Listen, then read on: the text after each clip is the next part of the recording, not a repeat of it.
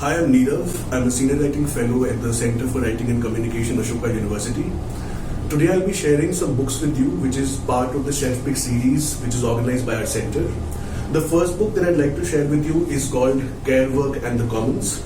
It's a book which came out by Phoneeme publication in 2012. It's edited by Silvia, Federici and Camille Barbagallo.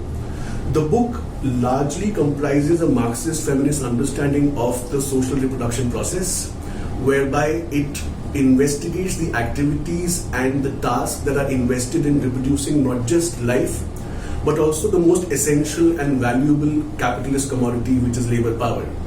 The book in this discussion also offers an interesting analysis of how we cannot view domestic work and care work in exclusionary terms. So for instance, when we're talking about the emotion and the care that is invested in taking care of a child or a sick person, as they point out, it is empirically and theoretically impossible to not at the same time simultaneously consider the domestic work that is invested in the cleaning, the vacuuming, the scrubbing and so on. The book also makes for an interesting read if you place it alongside a previous book which came out in 2004, edited by Silvia Federici. The book is called Caliban and the Witch, which also underlines how the sexual division of labor on the one hand and women's unpaid labor on the other hand comprise essential pillars on which the edifice of wage slavery is erected.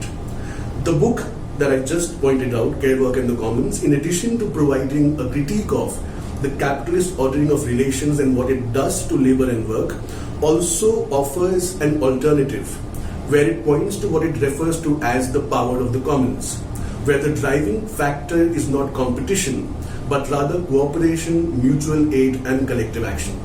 The next book that I'd like to share with you is a book by Angela Davis called Women, Race and Class. This came out in 1981. The book comprises the history of the feminist movement in the United States, while at the same time pointing out how the movement fell short in addressing the demands and the needs of the marginalized identities.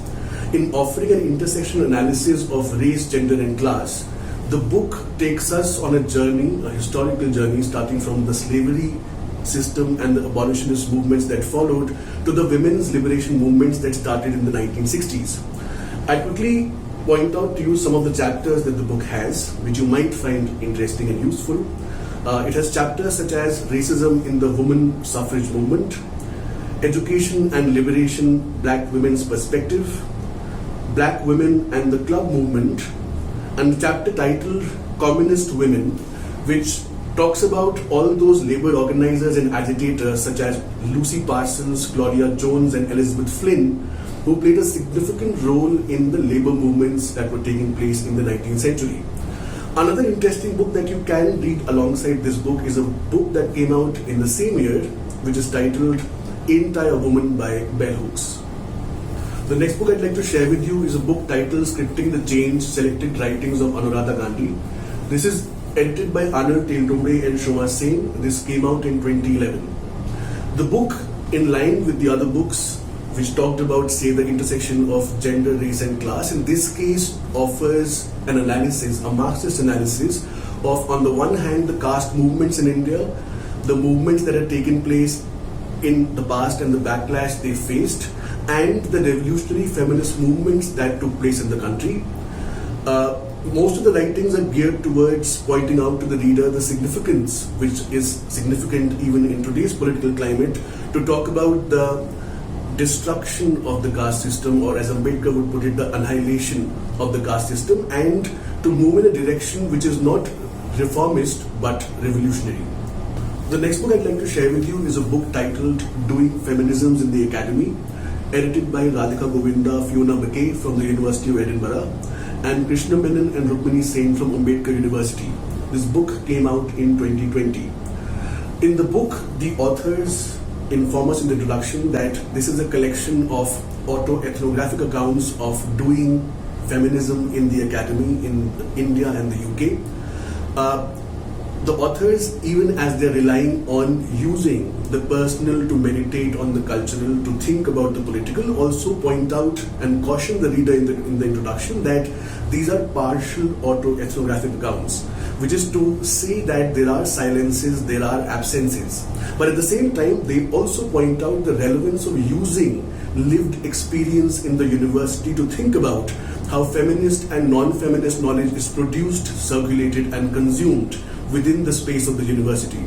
The book begins with talking about the history, or maps for us the history of the women and the gender studies departments in UK and India, and goes on to cover a range of issues such as the relationship between neoliberal university policies and gender, and how is this relationship negotiated, how are the rules that are being imposed challenged and sought to be subverted. It talks about the relevance of intersectionality in a diverse classroom. It underlines for us the usefulness of gender as an analytic category when it comes to thinking about the contemporary social and political in allied fields, be it sociology, be it socio-legal studies, or be it international development and social work.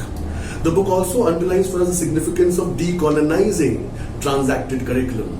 Among the pieces the book has, there is an interesting piece which talks about the need to critically reflect on who is an ideal subject to learn and do feminism in the academy, which puts under investigation and makes us think about how sometimes the very feminist practitioners who are fighting for freedom, who are fighting for the rights of those marginalized, in becoming gatekeepers of knowledge, themselves partake in marginalizing others within the same field.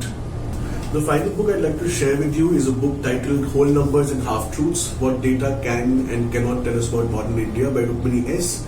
This came out in 2021. I believe it's a very useful book, specifically in the current political climate where we live in an age dubbed the age of post-truth, where it's not that truth is over, but the term truth is evacuated of all meaning.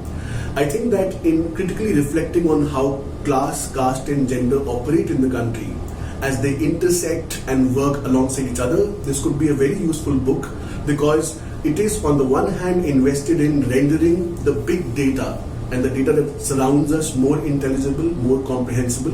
And on the other hand, it also underlines for us the importance of triangulating one set of data with other kinds of data, which could include in this case, say, autoethnographic accounts, to arrive at a more nuanced picture. So for instance, to give you a sense of what the book is about, it has chapters such as what India thinks, feels and believes, how India really votes, how much money do Indians make, how India falls sick and gets better, and how India lives and where.